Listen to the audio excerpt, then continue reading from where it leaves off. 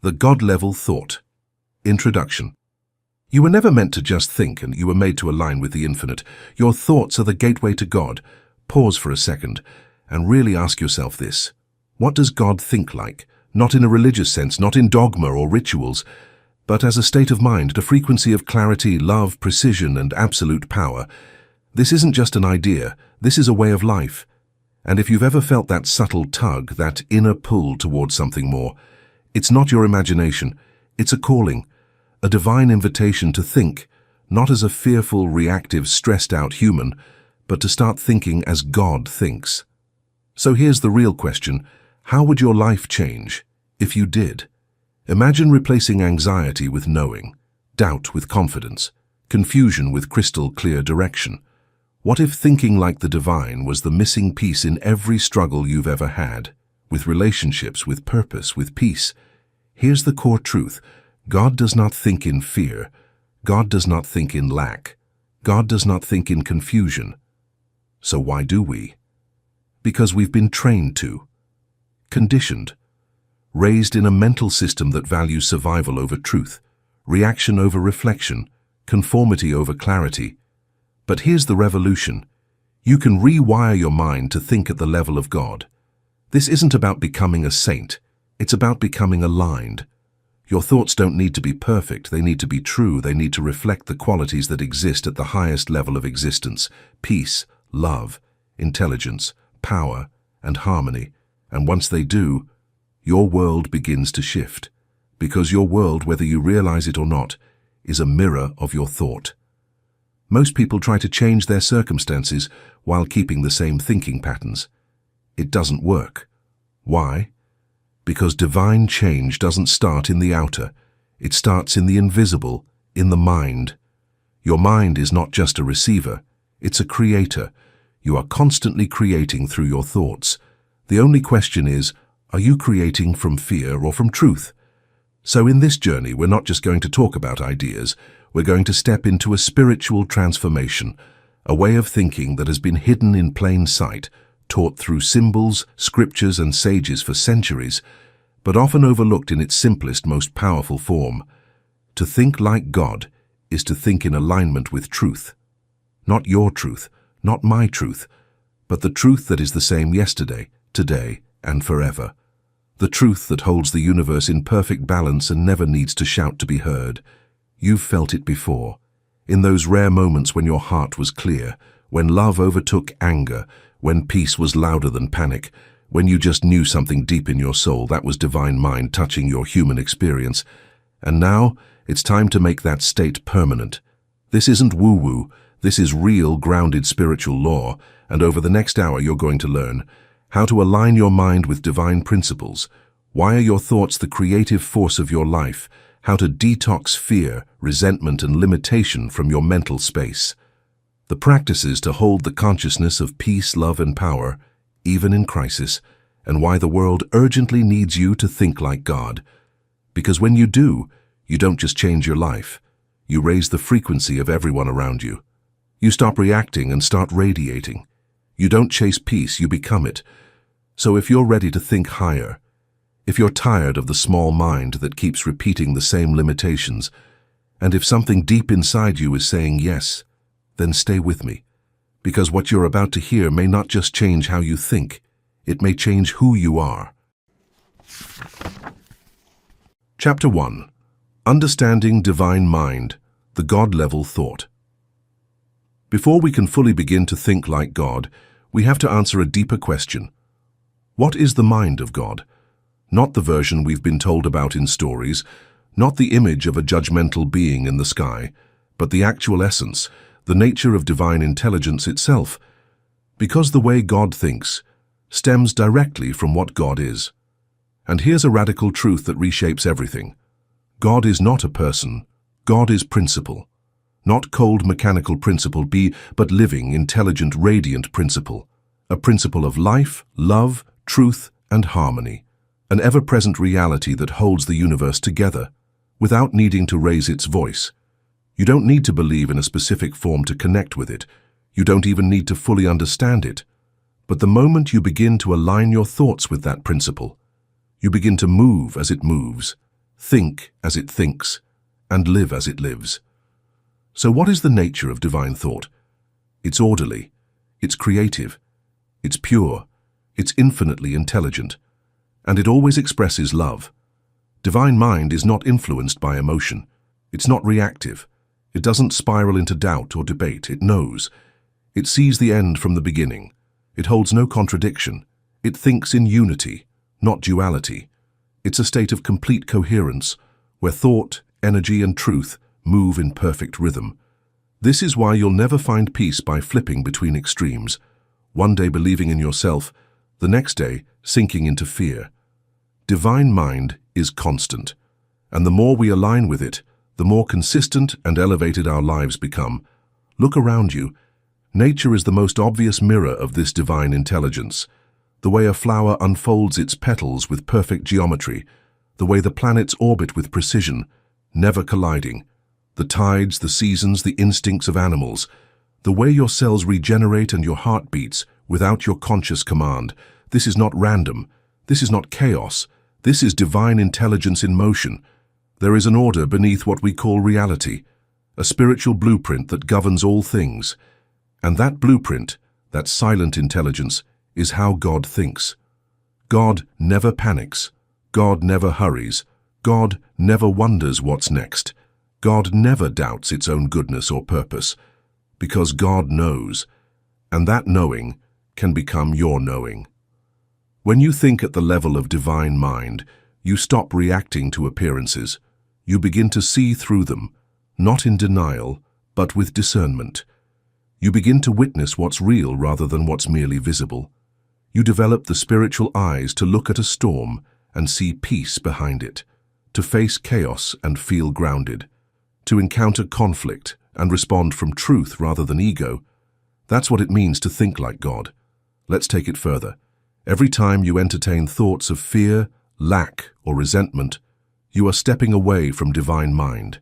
Every time you hold a thought of peace, truth, compassion, forgiveness, you move closer to it. This shift doesn't require perfection. It requires awareness.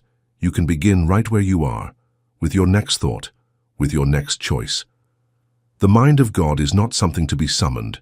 It is already present, like the sun behind the clouds, waiting for your attention. You were designed to think from this place. It's your spiritual home. And even if you've wandered far, the return is always one thought away. And yet most people live disconnected from this. Why? Because we've been conditioned to trust the external more than the eternal. We've learned to chase logic, control, and proof, instead of aligning with intuition, trust, and truth. We measure success by outcomes instead of by inner alignment. We ask, is this working? Before we ask, is this true? But divine mind doesn't begin with the seen.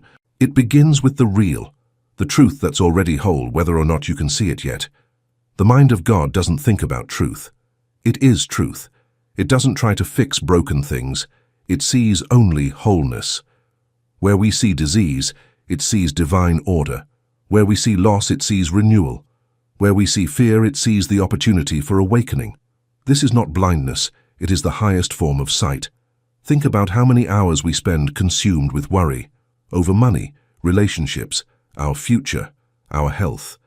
Now imagine if even a fraction of that mental energy was redirected toward peace, truth, and alignment. Imagine choosing to dwell not on worst-case scenarios, but on divine order, on spiritual intelligence, on the unseen power that's already moving everything toward healing and harmony. That's not fantasy. That's spiritual clarity. That's what it means to think as God thinks. And it begins with one commitment. Recognize the divine mind as the only true mind, not the ego mind, not the voice of fear, not the inherited patterns or the wounds of the past. Those are not who you are.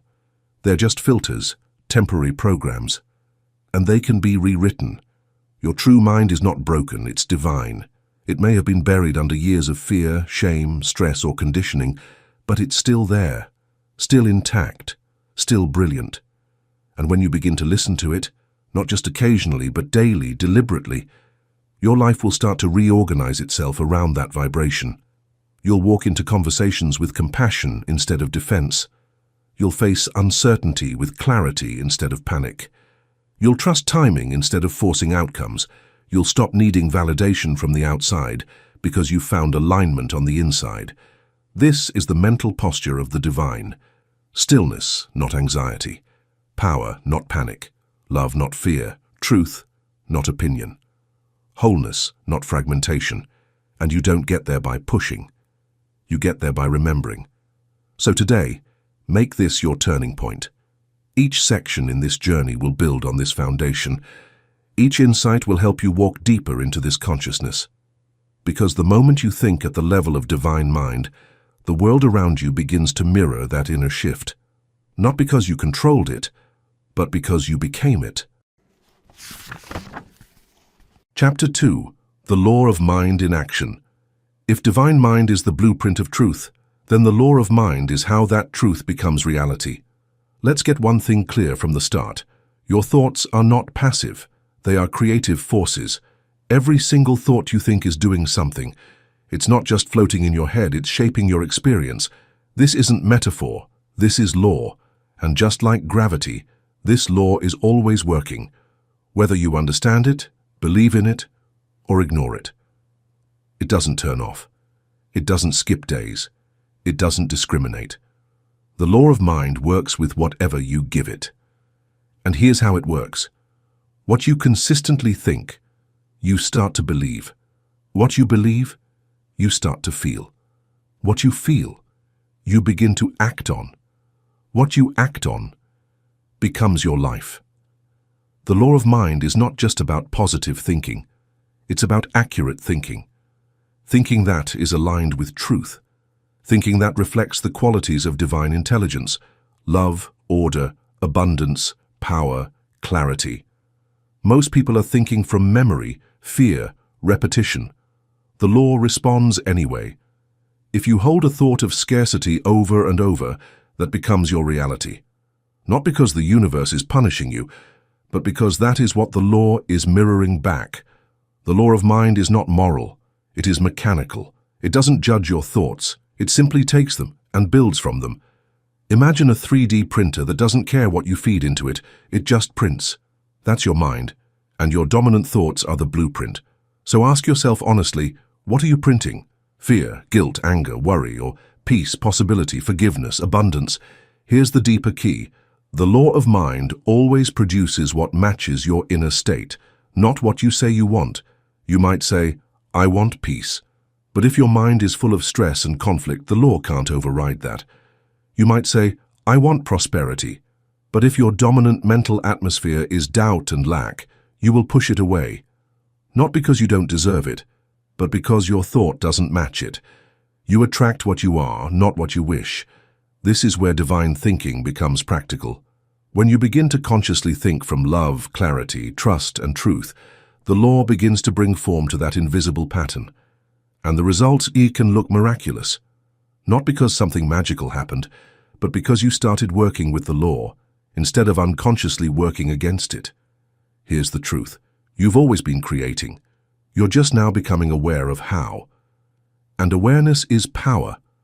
Once you realize that your mind is the control center of your experience, you stop trying to fix the outer world, and you start shifting the inner world. You stop reacting and you start reprogramming. You stop panicking and you start choosing. This is why mental discipline is not just a nice idea, it's essential. You wouldn't let your body eat junk 24/7 and expect perfect health. So why do we allow our minds to feed on toxic, fearful, chaotic thoughts and expect peace? You must become the guardian of your mind, not from paranoia, but from love. Because your mind is sacred space.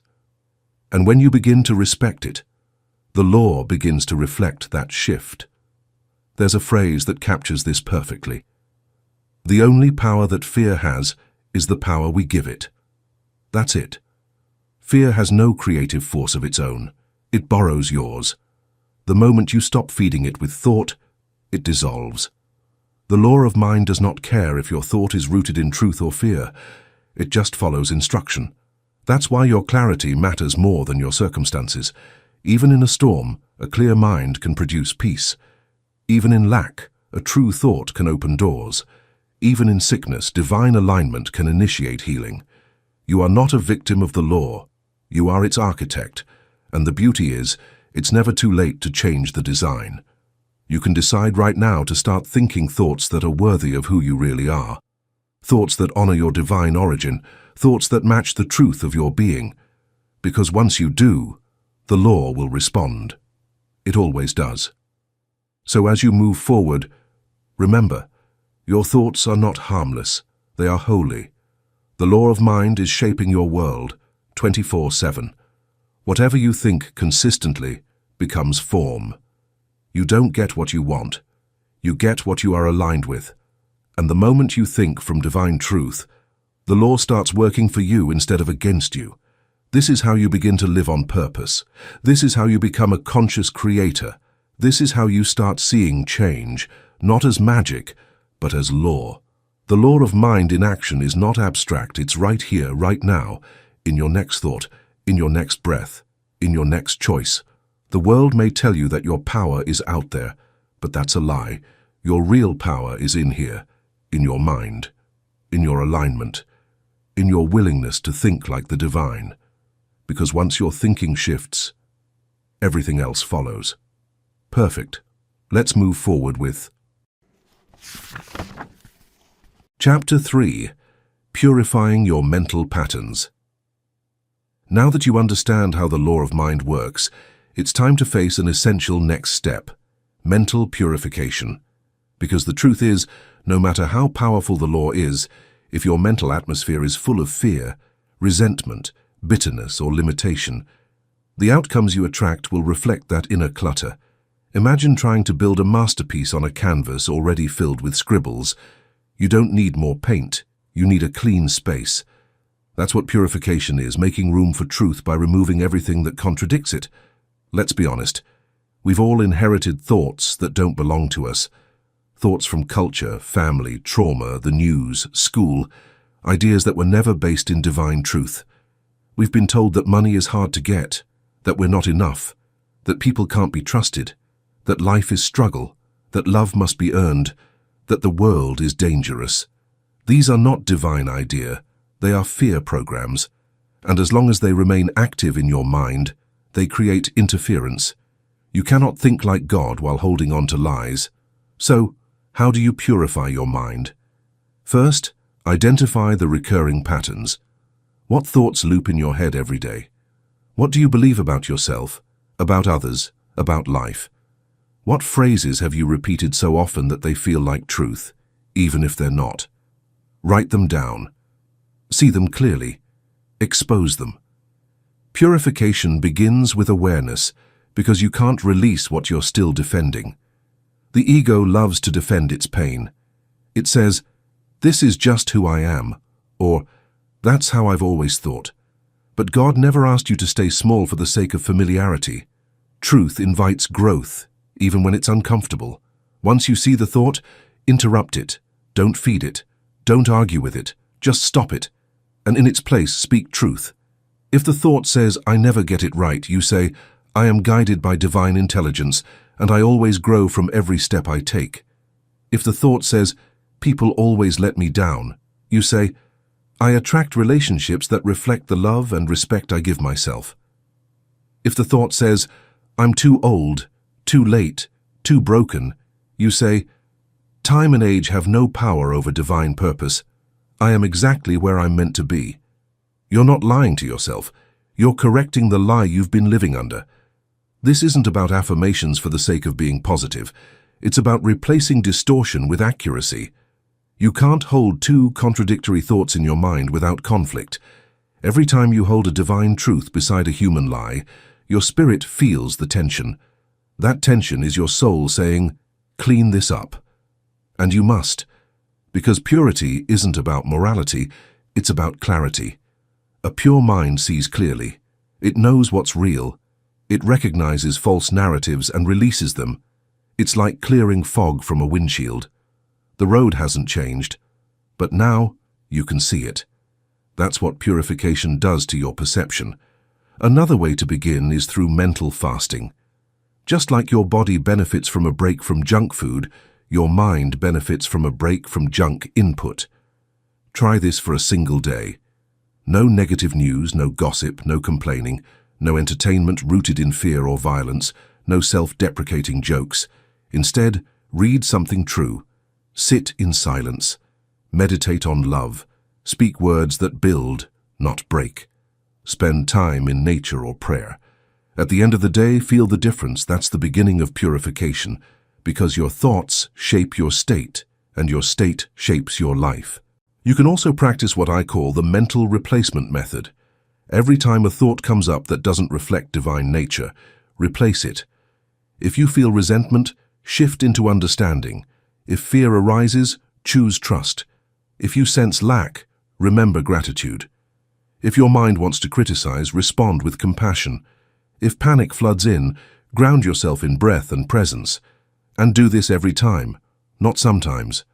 Not only when it's easy, every time. This is the work. And it works. Little by little, your mental atmosphere changes. Your inner world becomes lighter. Your emotions stabilize. You react less.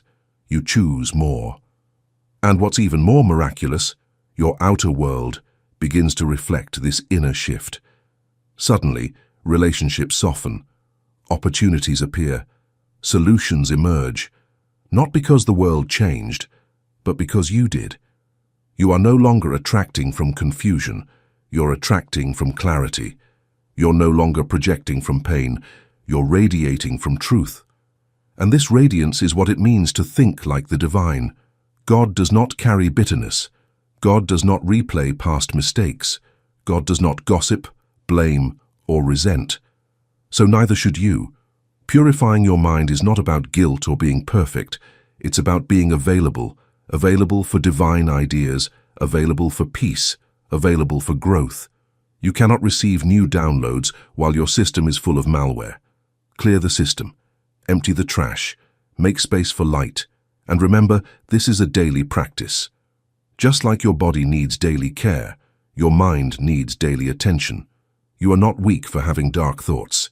You are powerful, because you can choose new ones. So today, take your power back.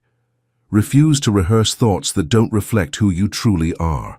Stop being loyal to pain just because it's familiar.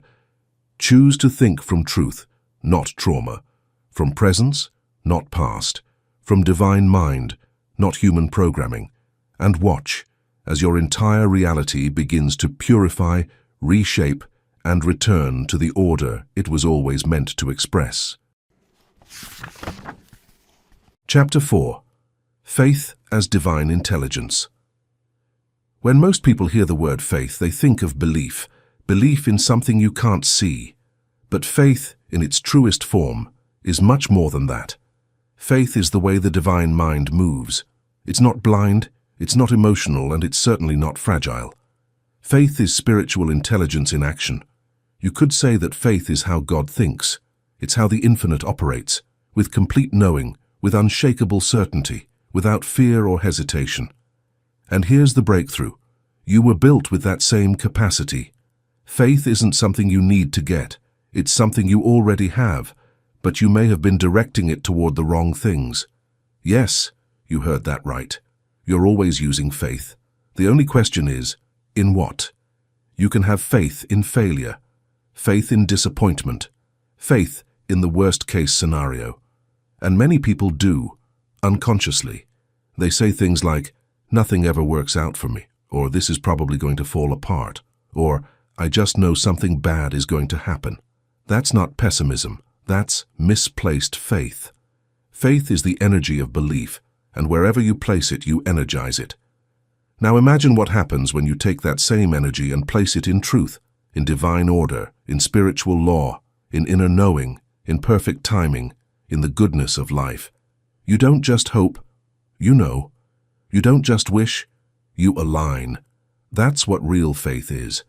Mental and spiritual alignment with truth before you see evidence. Because God doesn't wait for proof to act. God doesn't need confirmation to move.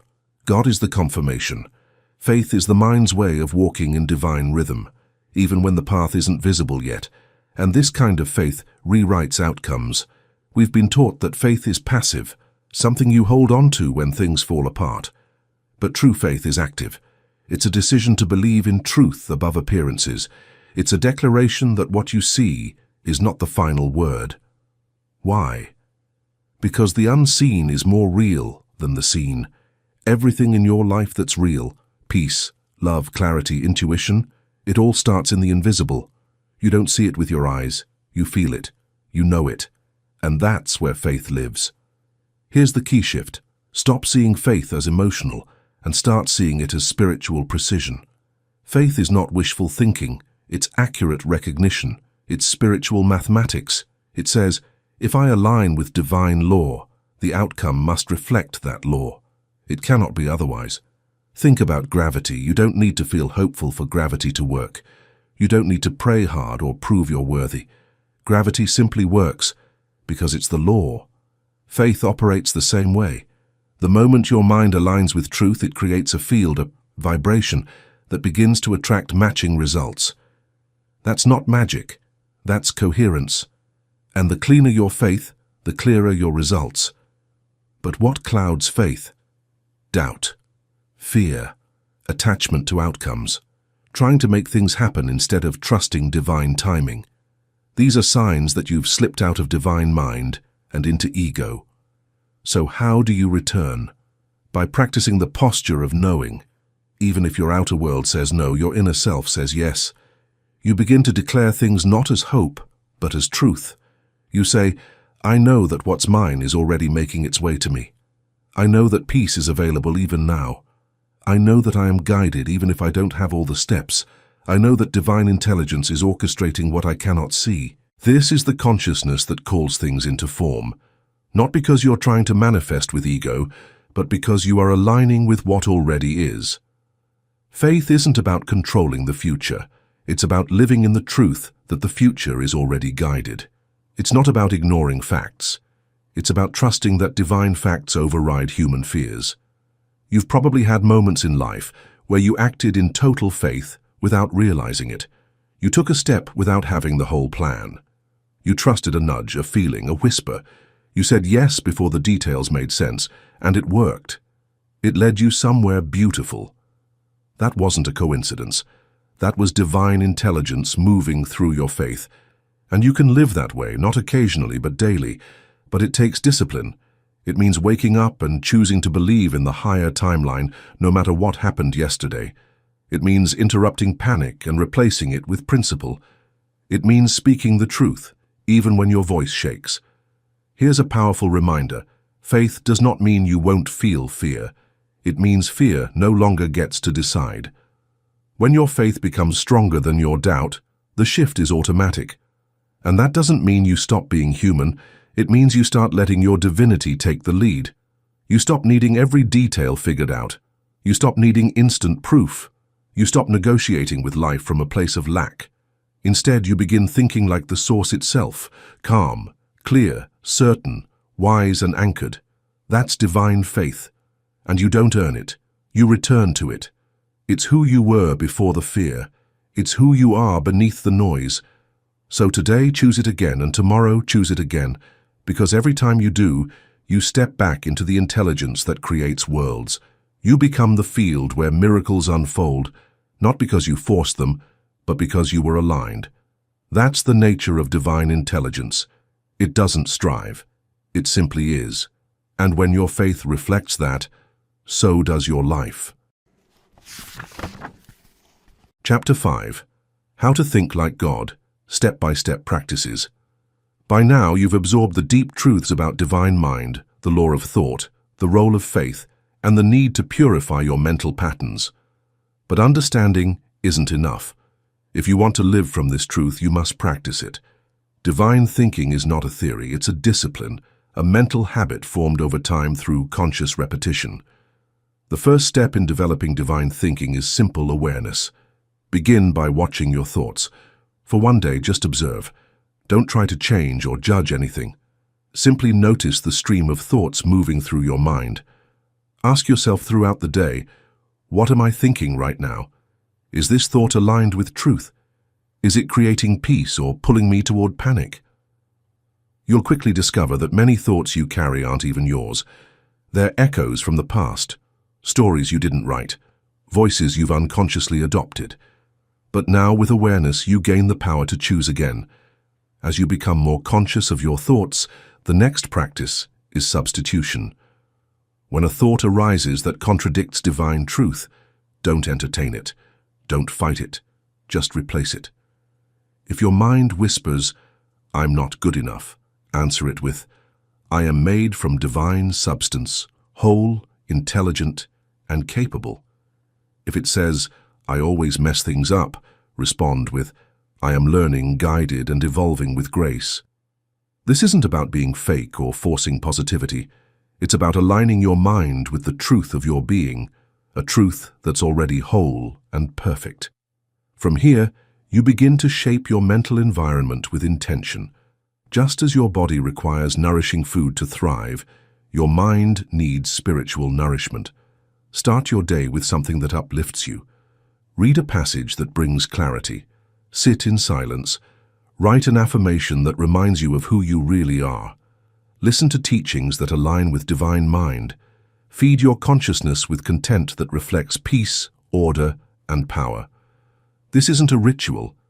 It's hygiene. Mental hygiene. And like brushing your teeth, it's most powerful when it becomes a daily rhythm. Speaking affirmations out loud is one way to deepen this rhythm. But affirmations are not magic words. They are declarations of alignment. They aren't about convincing the universe. They are about convincing yourself, or rather, reminding yourself of what's already true. Speak words like, "I am not alone," "Divine wisdom is guiding me," or "Peace is not a goal, it's who I am now." Let the sound of these truths recalibrate your nervous system. Feel them as you say them. These aren't just phrases. They're codes that reset your energy. Your mind is a garden. Thoughts are seeds. Some grow into joy, peace, and clarity. Others grow into anxiety, resentment, and confusion. Every day you are either watering weeds or nourishing truth. Pay attention. When a negative thought tries to root itself, pull it out. Don't let it sit. Replace it with something aligned. And do this as many times as needed. 10 times, 50 times, 100 times. Because each act of substitution weakens the old and strengthens the new. It's not about doing it perfectly, it's about doing it persistently. One of the most powerful tools in divine thinking is what I call the golden gap. It's the sacred moment between a trigger and your response. Someone says something sharp, a delay happens, an unexpected challenge arises. And right there, in that fraction of a second, you have a choice. Instead of reacting from ego, pause, breathe, remember. Ask yourself, what would divine intelligence think right now? And then choose to think that. This gap, this moment of awareness, is the birthplace of your highest power. Don't worry about being perfect. You will slip, you will spiral, you will catch yourself in old loops. But that's not failure, that's progress. Every time you return to alignment, you strengthen your awareness. The goal is not flawless thinking. The goal is faithful thinking, thinking that knows where to go when it drifts. There will be days when your mind wants to drag you into fear. That's okay. Just notice it. Interrupt it. Begin again. Divine thought is not about always feeling good. It's about always returning to truth. It's not a performance for the world. It's a private alignment between you and Source. And it's available in every moment. And while thinking is powerful, sometimes the most divine thing you can do is stop thinking. Give yourself time every day to sit in stillness. No thoughts, no solutions, no affirmations, just silence. Because silence is not empty. It's full of presence. It's where truth arises without being summoned. It's where divine mind speaks the loudest, not with noise, but with knowing. 3 minutes of stillness can sometimes do more than hours of problem solving. As you move through your day, begin to seal your mental practice with intention. When you wake up, don't just reach for your phone, reach for your truth. Begin your day by declaring, "Today I choose to think from the highest mind. I choose peace. I choose clarity. I choose alignment. I am one with divine intelligence, and I think accordingly." Speak it until your energy responds. Speak it until your heart remembers. Speak it until your reality reflects it. This is how divine thinking becomes second nature, not through dramatic shifts, but through daily devotion. A thought caught here, a word chosen there, a moment of silence, a whisper of truth, again and again. This is the training. This is the return. This is the rhythm of divine thought. You don't have to force it, you don't have to earn it. You simply have to choose it again and again until it becomes who you are. Because deep down, it always was. Chapter 6. Divine Thought in Relationships and Conflict. There's a hidden truth about relationships that most people never realize. Every interaction you have with another person is shaped first and foremost by how you think about them. It's not what they say. It's not what they do. It's your thoughts, conscious or unconscious, that determine how the relationship unfolds. Nowhere is your mental pattern more exposed than in your relationships. They are mirrors, reflecting not only your behavior but your beliefs. If your internal world is filled with fear, judgment, or defensiveness, that's exactly what will echo back to you. But when you begin to think like the divine in your relationships, everything changes. Divine mind does not judge, label, attack, or try to control. It sees through distortion to the truth of someone's spirit. When you approach others from that awareness, whether it's a partner, child, co-worker, ex, or even an adversary, you shift the energetic field of that relationship. This doesn't mean tolerating abuse or toxicity. It means you stop responding from your wounds and start responding from spiritual clarity. In moments of conflict, the ego wants to react, but divine thought pauses. It sees the pain behind the anger. It might respond firmly, but it does so from stillness, not from fear or pride. This presence alone can be transformational. One breath, one moment of internal alignment, one inner question. What would divine love think about this person right now? Can soften tension and shift the atmosphere entirely. Because divine love is not naive, it's not soft sentiment. It's the most powerful force in the universe. It sees clearly, speaks wisely, and holds space without flinching. When you think from that space, you often say less but feel more grounded. You no longer need to win the argument because peace has already won within you. And even if the other person doesn't change, you do. And when you change, the dynamic cannot stay the same. Most people try to fix relationships by adjusting behavior, either their own or others. But divine thought knows better. It says, change the thought first, and the action will follow. This means asking yourself, am I honoring this person mentally, even before I expect them to honor me? Am I truly listening to their heart or only their words? Am I holding anger, not just in my words, but in my inner judgment? Thinking like God builds bridges. It doesn't require agreement on every issue. It means recognizing the deeper truth, that every person, no matter how flawed, is an expression of the same source. And yes, this is hardest with those who've hurt you most. But divine thinking doesn't see enemies. It sees evolving souls, not perfect, not right, but sacred all the same. Forgiveness becomes essential in this space, not as a feeling, but as a conscious mental shift. Forgiveness is the decision to release the lie that anyone else holds power over your peace. It doesn't say, what they did was fine. It says, I refuse to let this pain define my thoughts anymore. You cannot think like God and hold on to resentment. One must be released for the other to live. Sometimes this means loving people from afar. Divine thinking doesn't require you to stay in every relationship, but it invites you to leave or stay from alignment, not from fear or emotional reaction. Even in endings, you can speak from love, close doors without hostility, and keep your heart open to peace. And in everyday moments and with family, friends, strangers, thinking from the divine simplifies things. You stop performing, you stop trying to control. You simply ask, how can I bring love into this space? Sometimes that love is a kind word. Sometimes it's silent understanding. Sometimes it's truth that gently disrupts and heals. But it always flows from clarity, not chaos. This way of thinking doesn't just change you. It radiates into the lives of others. People may not know why they feel calmer around you, why they open up, why something shifts when you speak, but something in them recognizes your clarity, because truth has a frequency, even when it goes unspoken. So let this be your new way. See the spirit in others. Speak from your center. Think from truth. Respond from love. Walk in peace, even when it's not returned. Divine thinking doesn't wait for applause. It doesn't seek validation. It simply radiates because that's what light does. And as you keep practicing this, it becomes more natural. You won't need to script your words or manage outcomes. You'll speak from essence. You'll listen from the heart.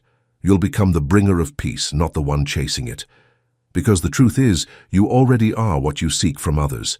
You are clarity. You are peace. You are divine mind in human form. And when you think like that, relationships are no longer battles. They become classrooms of love, mirrors of truth, and sacred spaces where real connection can rise. Chapter 7. Thinking God's Way Through Crisis. There are moments that shake your entire world. A diagnosis, a breakup, a loss, a sudden change you didn't see coming. These events feel like spiritual earthquakes, raw, disorienting, terrifying. And this is where divine thought becomes not just helpful, but essential. Anyone can feel grounded when life is calm, but divine thinking is revealed in the storm, when everything familiar begins to fall away. In those moments, fear becomes the default. The mind loops through worst-case scenarios. The ego panics. The body tightens. We try to control what we don't understand, but God never panics. Divine mind never says, "I didn't see this coming." It does not react in desperation or fear. It sees the full picture, not just the pain of the moment, but the purpose woven underneath it. It sees healing inside the hurt, rebirth in the breakdown, and order within the chaos. To think like the divine in crisis is not to deny your emotions, but to stop letting them dictate your perception. Grief, sadness, and anger are human. They are real and valid.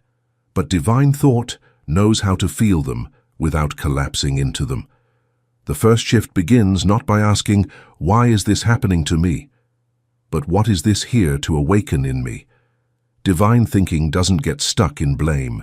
It searches for meaning. It recognizes that even fire can forge something holy. Even endings can clear space for new beginnings. Often, it's only when everything else is stripped away that the clearest truths are revealed. The world may tell you to fix it, hustle, push through. But divine intelligence whispers instead, "Be still, breathe, listen."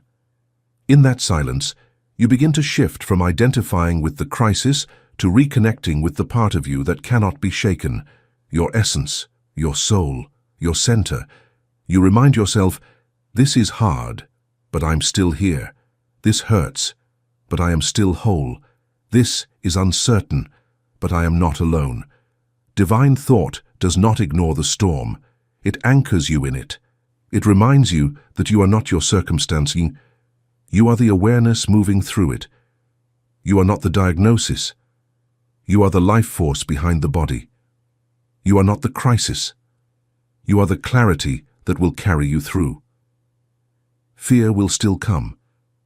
But divine thinking reframes fear as a messenger, not an enemy. It shows you where your mind has wandered away from truth. Instead of resisting it, observe it.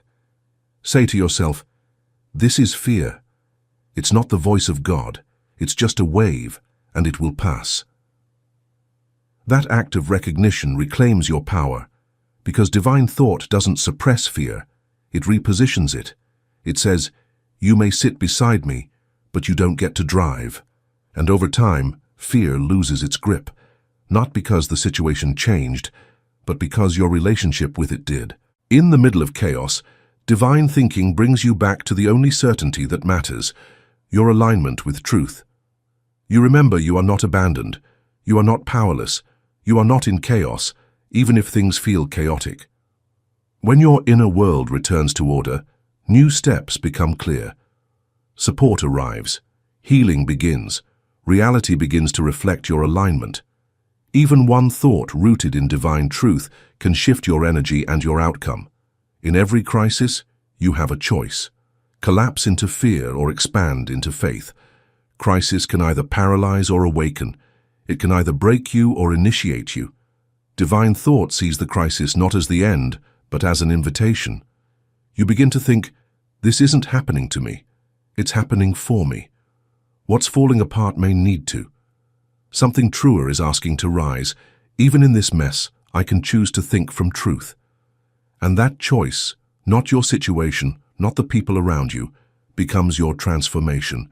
You speak life instead of death, peace instead of panic, clarity instead of confusion, purpose instead of pain. Light returns, slowly but surely, because divine thought is light. And when light enters the darkest room, the darkness cannot argue. Even if nothing outside changes right away, everything inside begins to shift. And once the inner world is reordered, the outer world follows. So when the next crisis comes, and it will, you'll meet it differently. You won't crumble, you'll remember. You are not the storm. You are not the loss. You are not the moment. You are the thinker, the center, the vessel for divine intelligence. And that truth can never be shaken, never be. Chapter 8. Living in the Consciousness of God. At some point on this journey, thinking like God is no longer something you do, it becomes who you are. That shift is what we call living in the consciousness of God. This is more than a mindset. It's more than a practice. It's a way of being, a frequency you carry into every room, every moment, every conversation. You stop trying to access truth, because truth is now the atmosphere you breathe. But how do you get there? First, you must realize that consciousness is not just thought. It's awareness. It's the deep, steady background of knowing that stays with you even when thoughts come and go. Living in divine consciousness means your awareness becomes rooted in truth. It's no longer shaken by surface conditions. It lives from center, not from circumstance. You begin to notice that you don't respond the way you used to. Things that once triggered you now pass through you. Not because you're numb, but because your identity has shifted. You no longer see yourself as a fragile ego trying to survive, but as a spiritual presence, anchored in the eternal. You understand, I am not my job. I am not my history. I am not even my emotions. I am consciousness. I am soul. I am the space where truth lives. This isn't theory. It becomes evident in your energy. Your words become more intentional. Your decisions come from a deeper clarity. You hold peace without needing to explain it. This is when divine thinking becomes natural. You don't need to reach for it. It rises within you. Living in the consciousness of God means you wake up with an inner alignment that doesn't need external approval. You may still have goals. You may still face challenges, but you move differently. You're no longer chasing peace. You embody it. You're no longer searching for answers. You trust that they rise from within. Even simple moments become sacred. Washing dishes, driving in traffic, speaking to a stranger. Everything becomes an opportunity to radiate presence. Because you're not reacting to life anymore. You're responding from source. This doesn't make you perfect, it makes you aware. You still feel pain, but you don't collapse into it. You still feel pressure, but you don't identify with it. The drama of life might swirl around you, but inside there's space, there's stillness. There's something unshaken. And this something is what others begin to feel when they're around you. You won't need to convince anyone of your growth. They'll feel it in your calm, they'll sense it in your eyes, they'll hear it in your tone, because divine consciousness communicates more through presence than words. Now here's the secret most miss. This state of consciousness is not reserved for mystics or monks. It's available to you, right now, wherever you are. You don't have to run to the mountains. You don't have to quit your life. You simply need to start choosing awareness in the small moments. Every time you catch yourself drifting into old thought patterns and gently return to truth, you strengthen your divine consciousness. Every time you choose to listen deeply instead of interrupt. Every time you breathe before reacting. Every time you remember who you really are. In the middle of chaos, you are living as divine consciousness. It doesn't mean you withdraw from the world. It means you show up to it differently. Your presence becomes a healing frequency, not because you're trying to fix others, but because you've stopped leaking your own energy into fear. And from that space, your decisions change. You start choosing based on inner alignment, not external pressure. You say yes when it's true and no when it's clear, without guilt. You stop over-explaining yourself. You stop rushing. You stop negotiating your peace for temporary approval. This is power. Not loud, egoic power, but quiet, radiant power. The kind of power that moves mountains without shouting. The kind that shifts rooms without effort. Because true power comes from consciousness, not control. And when you live in this state, synchronicities increase. People come into your life who reflect your new vibration. Doors open, opportunities align. Not because you forced them, but because you became the version of yourself that those blessings belong to. Living in divine consciousness also means becoming a guardian of your inner world. You start paying close attention to what you allow in. You stop absorbing fear-based narratives. You become discerning about the voices you listen to. You don't entertain every opinion. You don't react to every challenge. Not because you're closed, but because you're clear. Your clarity becomes your filter. And through that filter you protect your peace. And in moments of difficulty you no longer ask, why is this happening to me? Instead you ask, what truth can I remember right now? What love can I access? What power am I being invited to step into? Divine consciousness doesn't make life easy. It makes you resilient. It gives you a new frame, a new posture, a new perception. You start to see what others miss, the beauty in the breakdown, the growth inside grief, the presence of God in the middle of uncertainty. You live with less fear and more faith, less noise and more knowing, less proving and more presence. This is your natural state, not something foreign, something familiar, not something to achieve, something to return to. And the more you return to it, the more consistent it becomes. Until one day, you look back and realize you're no longer surviving life. You're expressing it. You're embodying it. You're radiating the divine from the inside out. And that, more than anything you say or do, is the ultimate transformation. Conclusion. The world needs your divine mind. You've taken a journey, not just through ideas, but through your own inner world. You've touched the architecture of thought, peeled back the layers of fear, remembered truth, and begun aligning with the deepest intelligence available to you. Now comes the most important part, what you do with it. Because divine thinking isn't meant to stay inside. It's not just for meditation cushions or quiet moments alone. It's meant to radiate into your family, your work, your art, your decisions, your voice. The world doesn't just need more information, it needs more illumination. And that illumination comes from people like you who are willing to think differently. You don't have to be a spiritual teacher. You don't have to be perfect or enlightened. You just have to be available to let the divine mind move through you in real time. Because here's the truth. We are in a time when the collective mind is noisy, fear is loud, division is normalized, chaos is trending. But divine thought doesn't shout, it shines. And when you think from love, from stillness, from power, you become a light. Others can see even when they don't understand it. You become a presence that reminds people of what's possible. Not because you're preaching, but because you're being. Think about it. What if your presence alone could calm a room? What if your silence could speak louder than someone else's judgment? What if your alignment could open doors without you needing to knock? This is not ego, this is responsibility. You've been entrusted with divine intelligence, not to keep it hidden but to express it boldly. That means thinking love in the face of hate, thinking peace in the middle of panic, thinking order when the world looks like disorder.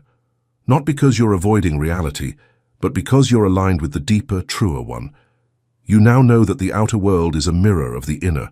So when the world seems dark, we don't beg the world to change. We change the source, our own consciousness, one mind at a time. And maybe that starts with just you. Maybe you're the only person in your circle practicing this way of thinking. That's okay. One aligned mind is more powerful than 1,000 scattered ones. Your frequency speaks louder than your words. Your clarity cuts through confusion. Your energy shifts the atmosphere, even if no one else notices consciously. And if you ever doubt that it matters, remember this. Every time you choose peace over panic, you send a silent message into the field. It's possible to live differently. Every time you forgive instead of resent, you shift the grid. Every time you think from truth instead of fear, you change your timeline. And that ripple affects others, whether they know it or not. You are part of a quiet revolution, one that doesn't rely on institutions, one that isn't limited to titles, one that moves through thoughts, energy, and awareness. And the more of us who think this way, the more the collective field begins to shift. We stop waiting for peace to arrive. We become it. We stop waiting for systems to evolve.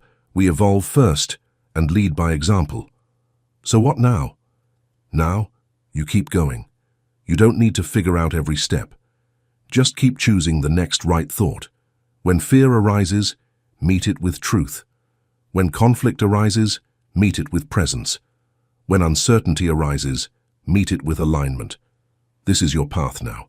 A life where divine thinking becomes the compass. Not to avoid reality, but to recreate it. Let it shape your relationships. Let it guide your words. Let it inform your choices. Let it clean out your mental closet every day. Let it whisper to you when you're tempted to spiral. Let it walk with you into rooms where you used to shrink. And most of all, let it remind you, you are not separate from God. You are an extension of divine mind, here now, expressing the highest version of life you're ready to claim. The mind you carry is not ordinary. It's creative. It's powerful. It's sacred. And the moment you start thinking like God, you stop needing permission to be powerful. You stop waiting for peace to show up. You stop playing small just to fit in. You rise, not as someone who knows it all, but as someone who knows what matters. Clarity, presence, peace, love, truth, and alignment. This is your new foundation, and from this place you will build things that last. You will attract what aligns. You will speak with purpose. You will lead with love. The world may not understand it at first. That's okay. Your job is not to convince. Your job is to embody. And in time, that embodiment becomes your greatest teaching. So as you go forward, don't just remember these ideas. Live them. Let them become your rhythm. Let them reshape your habits. Let them rewire your inner world. And as they do, you will see the outer world shift in ways that feel miraculous, but are really just the natural result of aligned thought. So here is your invitation. Wake up tomorrow and choose to think from truth. Face your fears with faith. Speak to others with divine clarity. Create from presence. And walk every step as if God is not just beside you, but within you. Because you are not separate, you never were. The mind of God is not a concept, it's your birthright, and the world needs it now, through you.